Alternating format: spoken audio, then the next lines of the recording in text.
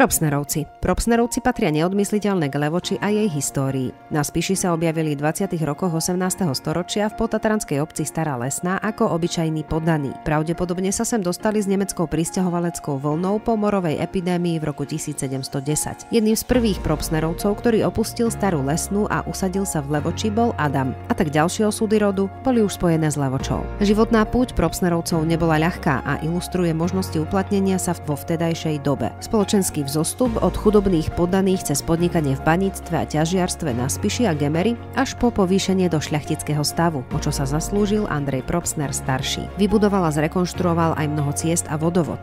Okrem rodového erbu so zreteľom na majetky v Novej Ľubovni a Jakubanoch, Propsnerovci mali právo nosiť aj predikát, šľachtický titul z Novej Ľubovne a Jakubian. V samotnej Levoči Andrej Propsner mladší po nešťastnom oslepnutí nechal niekdajší ovocný sad pretvoriť na nádherný romantický park so švajčiarskym domom, čínskym pavilónom, umelou podzemnou chodbou a klietkou hanby. Dal tiež postaviť kúriu v areáli dnešnej nemocnice či altánok na hradbách. Nemalý podiel na železničnom spojení Levoče so Spišskou Novou Vsou mal Artur Napoleon Propsner. V 19. storočí sa Propsnerovci bez pochyby radili k najvýznamnejším rodom, v spišskom regióne dokonca k najmajetnejším. O tom, že v Levoči žili a umierali, svedčia aj ich hroby na tunajšom evanjelickom cintoríne.